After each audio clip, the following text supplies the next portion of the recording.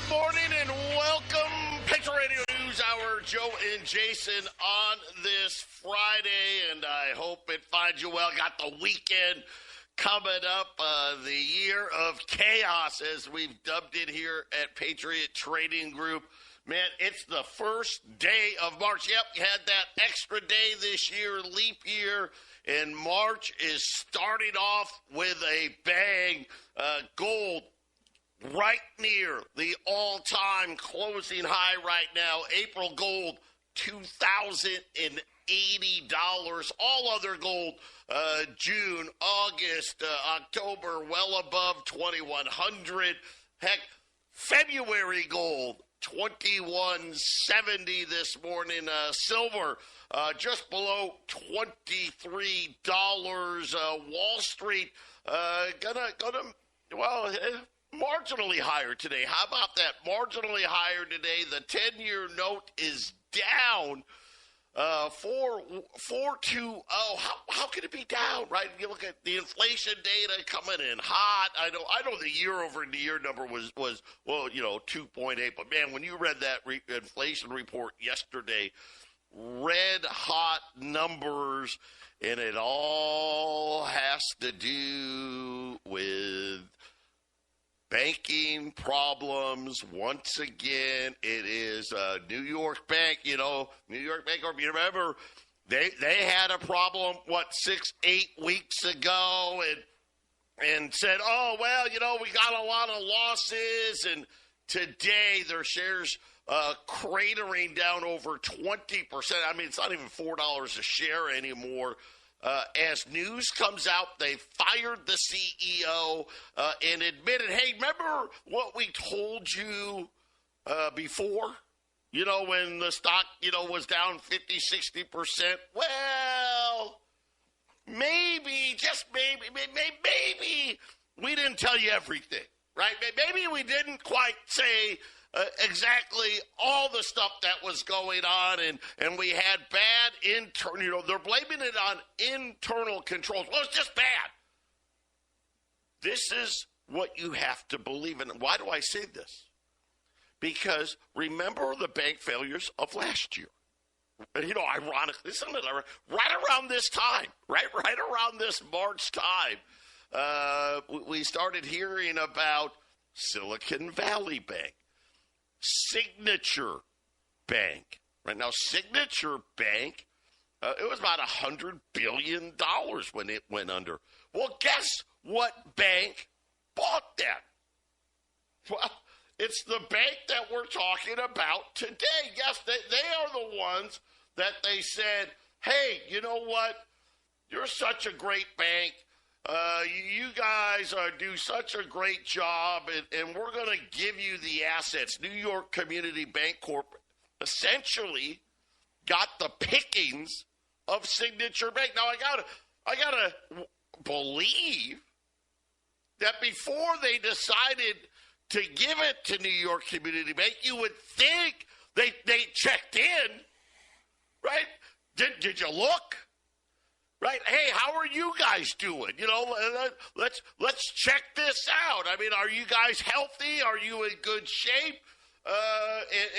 And now we have to believe, Jason, apparently a year later, we were doing a really good job up until you let us have this other bank. And now, maybe we haven't been very honest. It is absolutely ridiculous. But again, this is something where, and this is really Wall Street, I'll be honest, this is Wall Street wanting rates to go down because they know, hey, New York Community Bank, they're not isolated. They're not a one-off. This is really throughout, especially the regional banking industry. This is a huge problem, and the only way to fix the problem, unfortunately, is to bring rates way back down again so they can sell assets without losing money. Yeah, it just sounds like that's a problem that's not going away, does it, Joe? It's last year, I mean, when Silicon Valley Bank shut down, I remember how it was just swift and sudden. Remember, they announced it, and then on Friday it was done. So obviously they've figured out how to slow this stuff down, but it doesn't look like the problems with this bank in particular that started this year. It doesn't look like it's a solvable problem, does it, Joe? So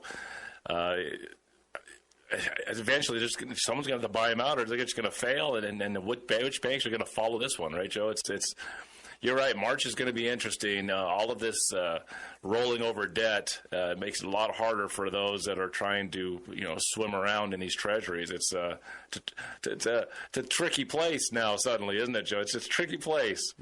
All that. How many times have you said it? 0% for year after year after year after year. It bred this kind of bad behavior, and if kind of hot potato, who's going to be left holding it, and how many hot potatoes are floating around out there too, Joe? Yeah, and this is something, again, the really bad banks go first, right?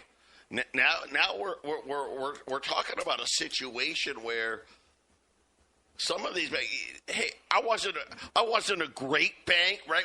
We missed, we didn't read the tea leaves perfectly, but we didn't do anything egregious here. But we were forced. You put these rules in place that said, hey, I've got to buy X amount of tier 1, tier 2, tier 3, and we did that. Maybe we didn't hedge the great.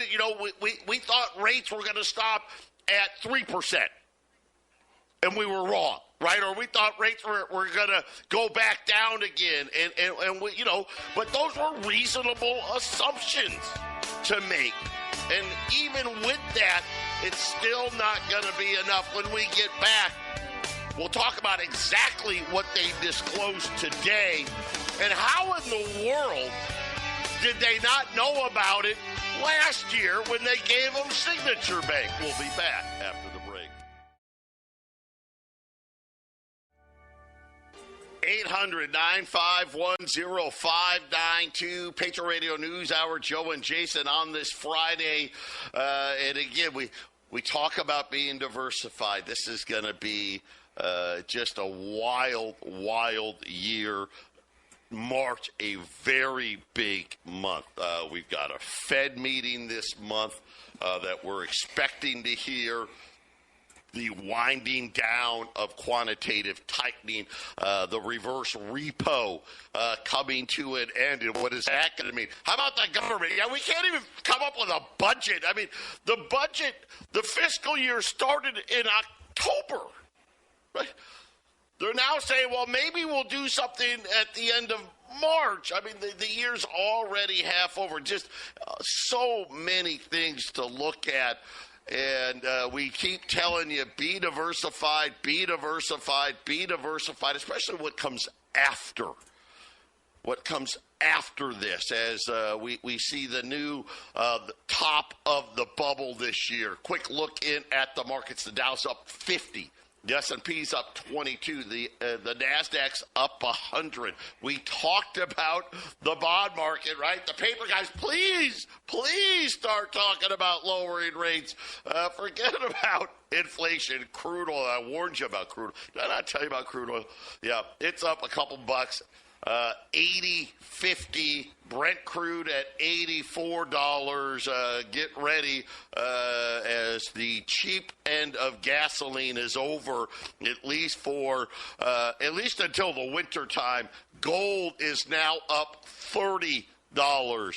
20.84 at the April gold contract. Silver's up 35 cents. 23.01. And if you got more than $50,000, maybe you got an IRA and you're like, hey, you know what? I've done pretty good. But yeah, man, this is probably the end of the easy money here. I want to take a part of that. I want to get 10.25% returns. I'm in for that. How do I do that? Right? I don't want, something not correlated to Wall Street. Something where, you know what? I don't want to buy Apple and Microsoft and Amazon. I hate those guys, right? I want to invest in something I can feel good about it. Check out our friends at Y-Refi. Fixed rates of return up to 10.25%. You can turn your income on. You can turn it off. There's no fees if you need your money back early. Not only do you get all your principal back, they even give you some of the, they're great guys over there and gals, great people over there. InvestYRefi.com. Or just make it easy. Just call them 888-YRefi24.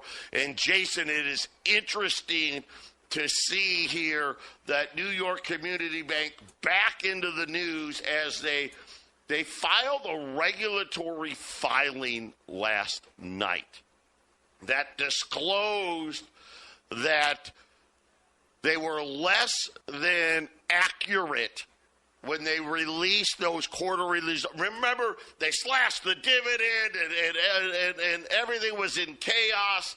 They've identified now what they're calling more material weakness in its internal controls related to internal loan reviews as part of an assessment. Now, it's a lot of big words, and what does that mean?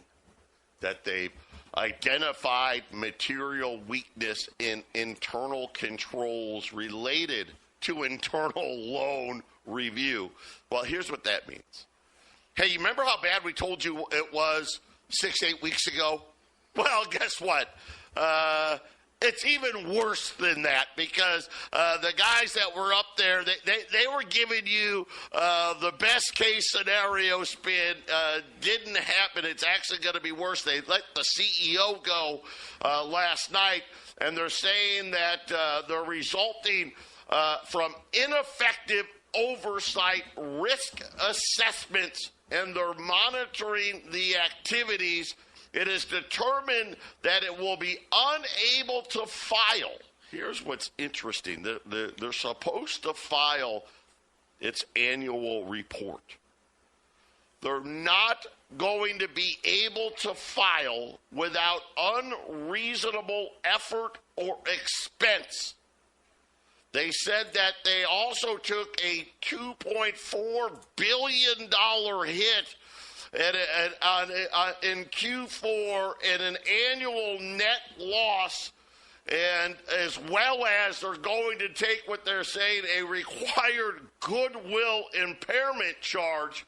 And Jason, it just seems like this situation isn't going away, especially with everybody saying, listen, commercial real estate isn't done. And this is an East Coast bank, this New York bank. It stands to reason that these guys are heavily involved in that East Coast, New York, Boston, Philly, those markets with commercial real estate. And let's face it, remember, the Canadian pension fund said, hey, we'll sell you the thing for $1. You just take over the debt load. We're out of here. It looks like things are going to get a lot worse here. Yeah, you said yesterday that the people that want to buy these distressed, financial properties for 50%. 50%. That's investor level buying, basically. So somebody's out there saying, okay, you suck, we know you suck, and you know you suck, you can't handle this, so we'll get you something that's better than nothing, because I'm going to take whatever room there is, I'm going to refurbish the building, and I'm gonna take all the renters from the places that didn't sell to me. So you better believe, Joe, that there is some lowball buyers out there, and that kind of thing that you mentioned yesterday about 50%. That's driving the prices down. That's the market and understanding the problems that you've brought to the air. Yeah, and thinking about this, Macy's, they're going to close 150 stores. Right, that's a lot. That's a big box type realtor. That's now, granted, it's not office; it's more mall. Then on top of that, Outback Steakhouse, right, saying, "Hey, we're going to shut 41 locations." And of course, the Outback Steakhouse, they own, I guess it's Bloomin' Brands, as they like to refer to themselves. But Outback Steakhouse is kind of the one, their big entity. Then I think they own a few others. Yeah, Fleming's, Carrabba's, and Bonefish as well. But they're shutting 41 locations. And is this a start? And then Express, one of You know what? That's a store. My wife and kids, they've shopped a lot at in the past at Express, and they're saying they're getting ready for bankruptcy. And I don't know. They haven't declared yet. They've hired the attorneys if it's going to be a liquidation or if they're just going to be closing a large amount of stores. But Jason, I guess it's just that slow moving, and it's picking up steam now and getting into other parts of the commercial markets. Grant Cardone, remember Grant Cardone said, listen, there's only a couple states to invest in. Texas, Florida, Arizona. Everywhere else, no thanks, right? That's where that guy's at, and he's got a huge commercial real estate company. Yeah, I've seen that guy. I've watched some of his videos, and he's a pretty smart guy. You know, what is it? What was that thing he did to make from $0 to disguise himself, make $1 million and whatever in a month? You know, with right. Nothing. These are guys that really understand money on a very deep level, and when he's saying, "Look, I can't make money anywhere because of this situation," that means he's the guy that says he can make $1 million from nothing in a month. If he's saying, "I'm not going to invest anywhere but 3 states," that's a pretty strong statement, Joe. It's a very strong statement of the weakness of the markets when it comes to commercial property. So don't. Be careful if you're dealing with any of that kind of stuff right now, right, Joe? Those commercial properties are very, very, very distressed.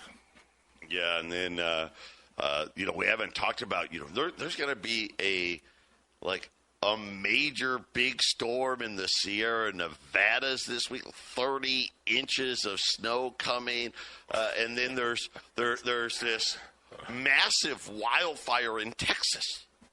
Right now, it's the second largest in U.S. history, on the way to be the largest, but it's funny where it is because it's right in the Panhandle.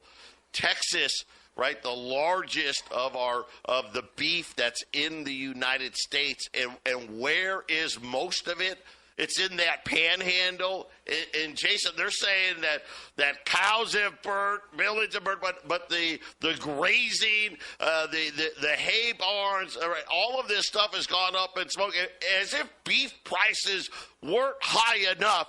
Right now you've got this going on. I just told you about crude oil. Here's the funny thing: crude oil is above 80, but spot. The cash markets, nobody's selling crude oil for $80 a barrel. Nobody on the cash market. It really is one of these things where you can just see this inflation reigniting. And at the same time, here comes the banking crisis that seemingly it's slow burning, it's slow moving, but it just won't go away. Yeah. You talk about another pressure on inflation. It doesn't matter what you eat. Anytime anything is going to threaten the food supply, it affects the food prices all the way through the market. You know, if a whole bunch of vegetables were burning, Joe, a bunch of land was going, it was a drought, and a whole state full of produce going out, it affects the beef prices because people have to eat. So, not a good thing. Not a good thing to hear that, once again, there's things burning and animals dying, and it just seems to never stop. Just kind of weird, right? It really is. And then the latest now, banks saying that the $1,000 car payment is now complicating the process of people being able to get auto loans. Bloomberg is reporting freezing out of buyers with lower credit scores who can't afford large down payments. And they're saying that the decline rate for auto loans has now soared to levels that we haven't seen going back, to that financial crisis. The New York Federal Reserve says the percentage of auto loans 90 days delinquent or more is now above the pre-COVID levels. And now the banks are saying, listen, way too many auto loans. The payments are over $1,000 a month, and now we're starting to see the banks say, you know what?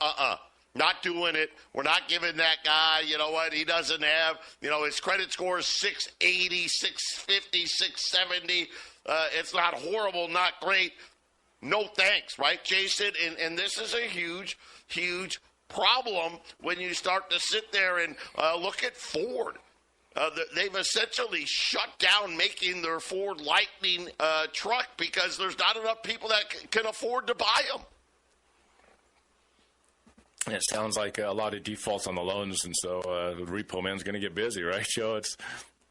I don't think it's going to be on the level of the '08 housing crash where things were crashing and burning in a major way. But once again, this just seems like the slow grinding, downward spiral of this market. It's just we're not having that crash downward, but everybody in the news is like, well, you got record this and record that. Look, it's all great. Yep. Well.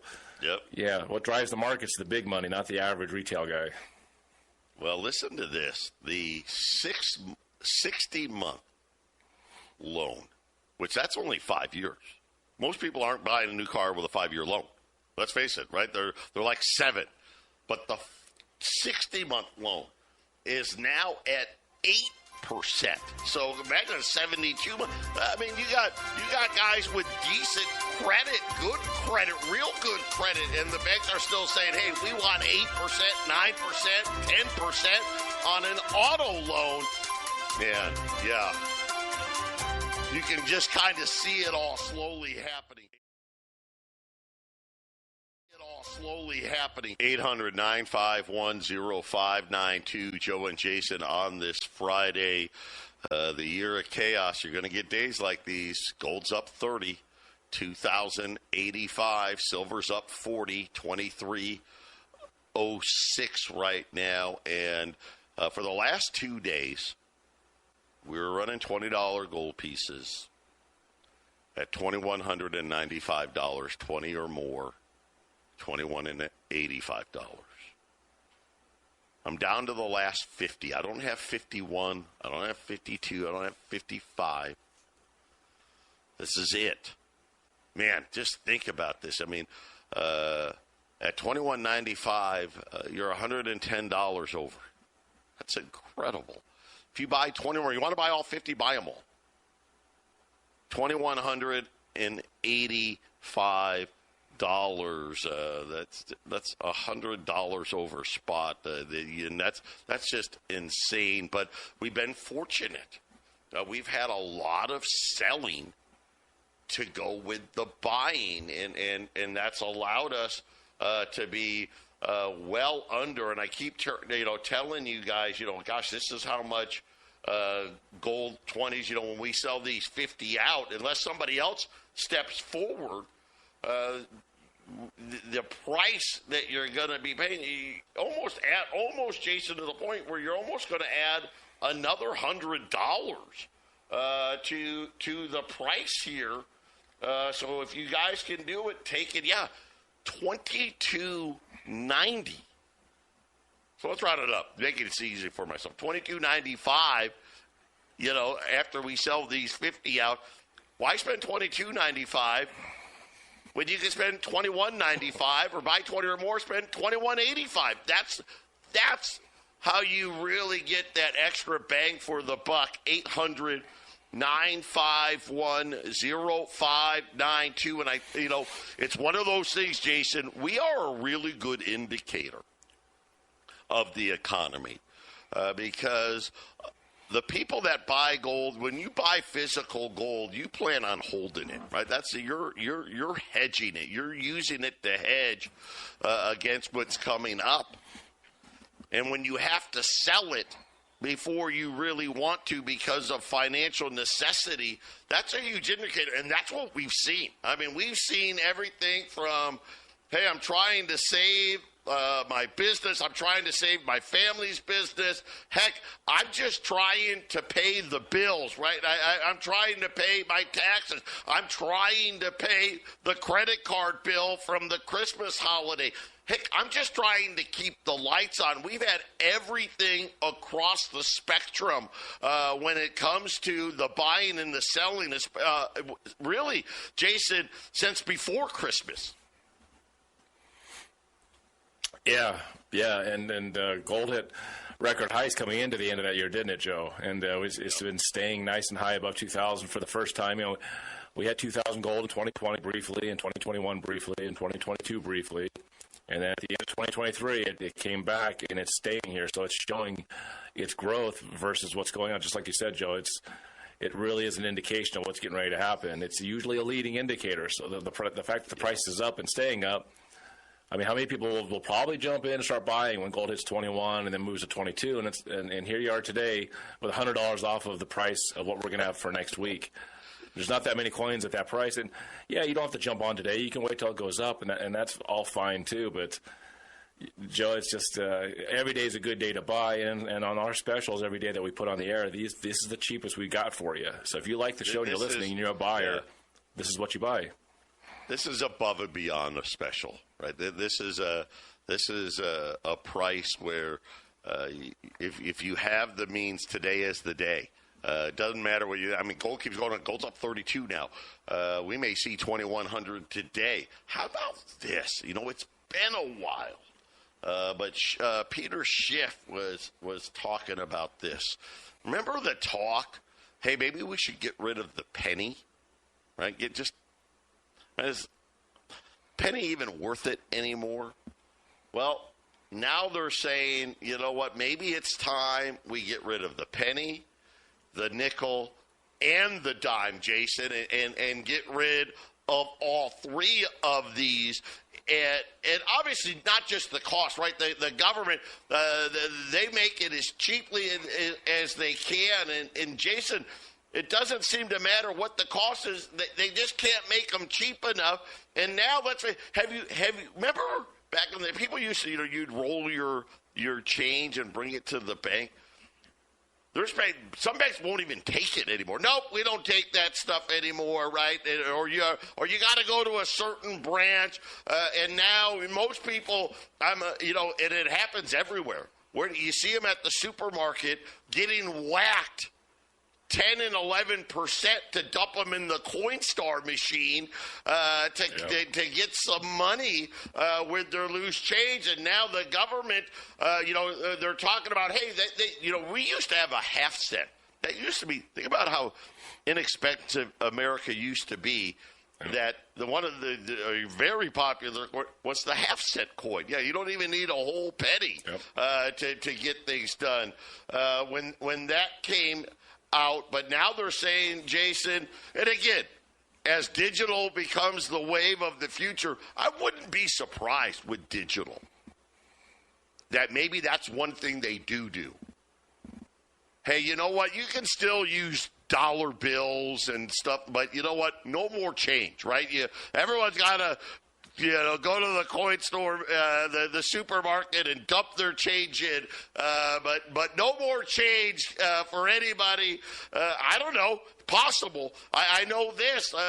It's something where the government seemingly can't find a cheap enough way to make them. Yeah, I don't think they'll get rid of the dime unless they get rid of all coins. The dime is that all the ones that used to be silver, the face value is way high, but the nickel and the penny, it's already been 11 years since Canada got rid of their penny. They got rid of their penny in 2013. There's a lot of loopholes when it comes to coins. I just, the funny that you bring this up today, because I just watched a video last night and I didn't realize, but I don't use a lot of credit card, right? I don't use a lot of credit cards, but there's these guys out there. I think months or maybe a couple of years ago, they were buying the dollar coins that the Mint was making. And they would buy tons and tons. They'd fill the credit cards up buying dollar coins, and then they'd take the coins back to their bank, and they'd deposit it back in there, and then write the check for the credit card bill, and then they'd have all these rewards points. This reward is free money from the rewards on the credit cards, and it was moving a whole lot of dollar coins. It was costing a lot of money because these are heavy things. These coins come in these big boxes or these bags. And they had to change the rules, and they did. They changed the rules on how many coins you could buy with credit. And so the coins are definitely an issue when it comes to the Federal Reserve System, isn't it, Joe? It's a little cumbersome and heavy, and there's loopholes, and there's more money in the metals and the nickel and the penny. So it's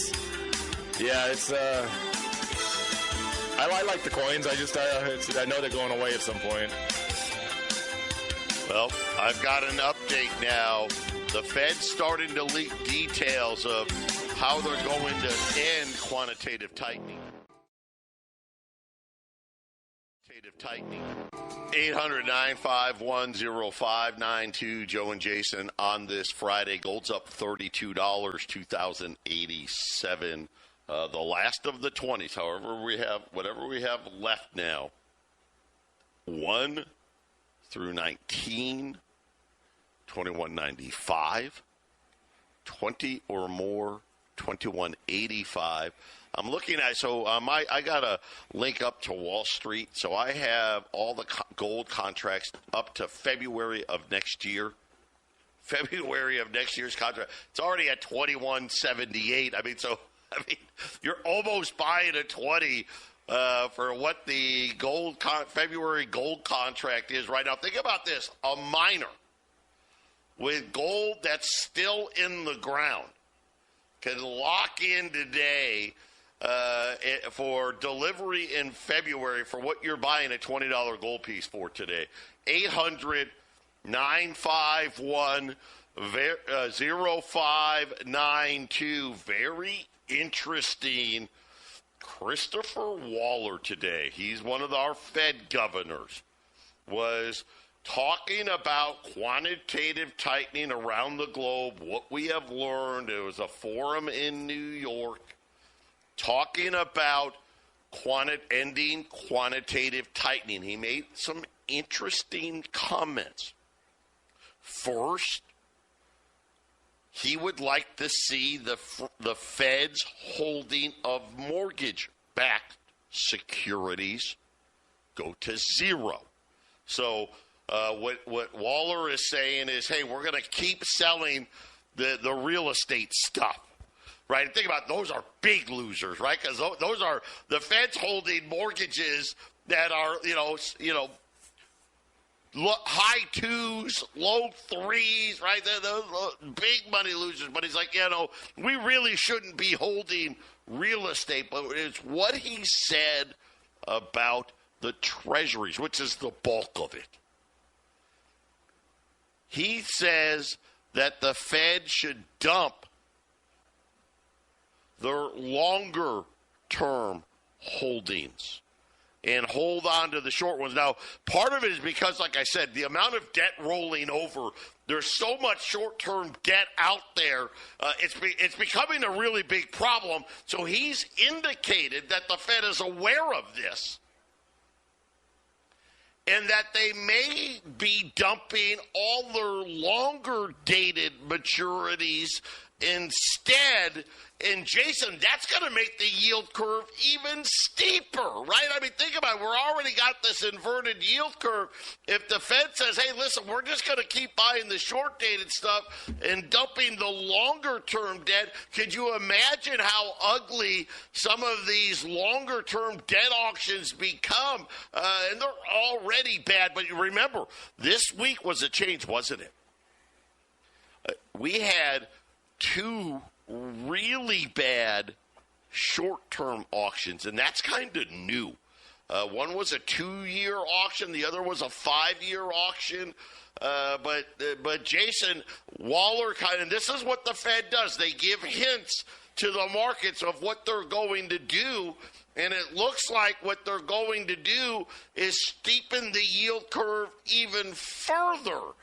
Which really, in my mind, I'm just thinking, man, that means higher mortgage rates, right? Higher auto loan rates, higher credit card rates. But at the same time, the Fed is acknowledging, man, we've got way too much short-term debt out in the market. It rolls over too fast, right, Jason? And all of a sudden, we've got to roll over $10-11 trillion this year. We gotta get some of this longer-term debt more out in the marketplace to alleviate these problems. But this news is really part of what's driving the gold price, along with what's going on, obviously, with New York Bank Corp back in the news that says, hey, things are a lot worse than what we originally said. once again, it's always not as good. It's always a little worse news. Always doesn't sound so good.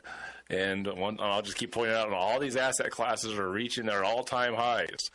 This is the kind of things you hear when a big, huge burst in the cycle, a big crash in the markets happens. All these assets, they're all so high. Everything's worth so much. Well, because there's big money moving around right now. But, Joe, you keep coming on the air. It's like, here's this thing. This doesn't look good. And here's this thing. We just talked about commercial property earlier. That doesn't look good. We knew that, but we went deeper into it. And how can asset prices be so rosy and big and record levels when all of this underlying information is saying it looks really bad? It's because the big money's moving. The big money moves the markets.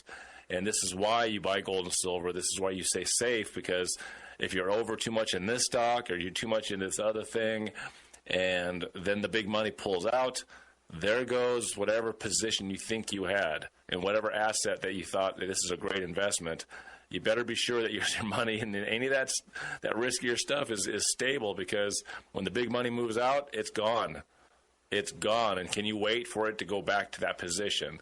I've said this many times on the air, but when the markets went down in 1929, they didn't come back for 28 years. They didn't get back to the highs of 1929 for 28 years. In 1968, the S&P went down from its high in 1968. It took 25 years for the S&P to get back to its 1993 level. So now that we have this melt up in the market, I was very suspicious. I think maybe sometime last year I said, look, it will probably the market's probably push to a higher high and maybe get to record highs. But beware, because when it goes down this time, with this great reset that they're planning monetarily, you may not see the S&P 500 come back for 10 years or 20 years. Right, Joe? It's a very tricky place to be, and gold and silver is not tricky.